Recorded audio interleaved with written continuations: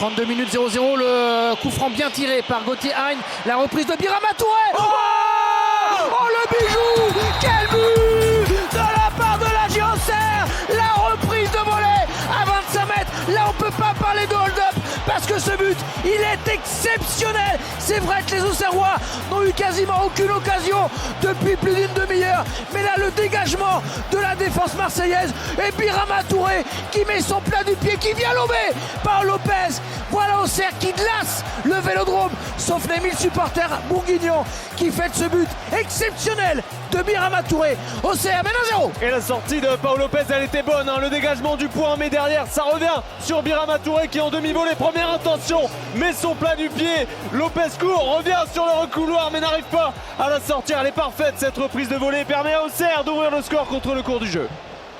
Écoute Gilbert. Très beau but. Gilbert, je te l'ai dit. Oui. Il y en a toujours une. Ouais, bah alors celle-là, elle est venue de loin quand même. Il y en a toujours une. Ouais. Il y a toujours une occasion pour l'équipe qui défend. Et un petit Ozam pour redonner le moral aux joueurs marseillais. C'est pour ça que le foot est imprévisible, parce que honnêtement, on disait la vérité, hein. Marseille avait les occasions, Marseille méritait de mener au score sur la physionomie de la rencontre. On a senti que ça s'équilibrait quand même, Maxime, au bout de 20-25 minutes de jeu. La possession était un petit peu moins marseillaise, même si elle restait olympienne globalement.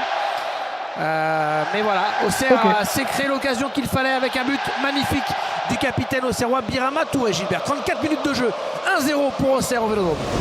Gendouzi désormais côté droit, le long de la ligne de touche, il a l'appui avec Jonathan Clauss, l'extérieur du pied pour Under. Under qui est passé, Under qui va frapper, Under qui va marquer. Oh, quel but. Cengiz Under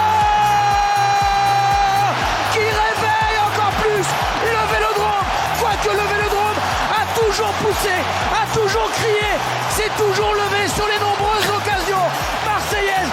Cengiz Under, il fallait un exploit personnel, le bon contrôle, il se met sur son pied droit, la frappe est puissante et Marseille égalise, en route peut-être vers un 2-1 qui fera le bonheur du Vélodrome. En tout cas, il reste un quart d'heure. Marseille a égalisé. Et le soulagement se ressent sur le visage de Pablo Longoria. On a vu les Marseillais exulter. Matteo Guendouzi encourageait ses coéquipiers. Et Jonathan Clauss demandait au Vélodrome de se lever. Et tout le monde le fait ici à Marseille. Tout le monde est debout pour pousser Marseille dans ce dernier quart d'heure. Il est beau ce but, hein. Kevin, Très beau. magnifique. Il est magnifique. Magnifique. Magnifique Il a un tout petit peu de réussite pour se mettre dans le sens de la marche. Mais derrière, il en a raté pas mal du droit d'ailleurs cette saison, Flo, dans des bonnes conditions. Mais là, il envoie un plat du pied magnifique. Là, je ne sais même pas si du gauche, il aurait pu mieux la mettre. C'est pour ça que dans le petit débat d'avant-match, quand on disait que Under, pourquoi pas, etc., mettre un autre joueur dans le trio, pour moi, il est très important. C'est lui qui marque à Lyon, c'est son 5e but de la saison. Cengiz Under, c'est pas énorme, c'est même trop peu par rapport à son positionnement, par rapport à ce que tu disais à l'instant même d'ailleurs, Kevin. C'est un joueur qui se retrouve beaucoup en position favorable, que ce soit pied droit ou pied gauche. Il a trop peu marqué cette saison, mais c'est quand même un homme de base de Igor Tudor. Attention, c'est un beau joueur de foot, hein. C'était un crack du football turc très très jeune. Bon, après à la Roma, il a eu plus de bas que de haut, mais c'est un bon joueur de foot. Il faudrait qu'il reste à l'OM et il faudrait qu'il arrive aussi, et c'est Stéphane qui en parlait ces derniers mois, il faut qu'il arrive à avoir de meilleurs stats. Un ballon pour Alexis Sanchez. Alexis Sanchez, pourquoi pas? La frappe d'Alexis Sanchez. Goal, goal, goal, goal, goal. Niño, niño, niño. Maravilla. Alexis Sanchez. Quédate aquí. No te vayas. Aquí en Marsella. Alexis Sanchez qui met le feu au Vélodrome. Pied droit. Frappe croisée entre les jambes d'Andrei Radou. En 3 minutes, on le disait, il suffisait d'une égalisation. Pourquoi pas? Aïe, aïe, aïe, aïe, on va voir ça. En tout cas, Alexis Sanchez, pour le moment, permet à l'OM de mener 2-1.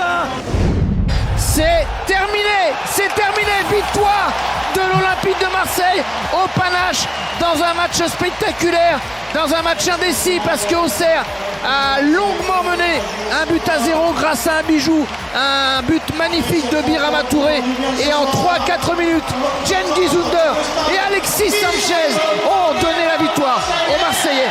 Marseille est bien installé à la 2e place de la Ligue. Merci, bonne soirée. Kevin, mot de la fin pour toi. Victoire logique, hein. Ouais, une victoire logique, sinon on aurait dû avoir le même discours, c'est-à-dire que l'OM a fait son match mais qu'ils n'ont pas été décisifs, notamment offensivement, mais c'est finalement fort logiquement que l'OM s'impose avec le meilleur nombre d'occasions, avec quasiment 75% de possession de balle, et je peux pas m'empêcher de faire quand même un petit parallèle entre les deux clubs qui occupent la première place du classement, parce que ce que j'ai vu de l'OM ce soir, c'est digne d'un dauphin de Ligue 1. Par contre, ce que j'ai vu du PSG, c'était très très loin d'être digne d'un futur champion.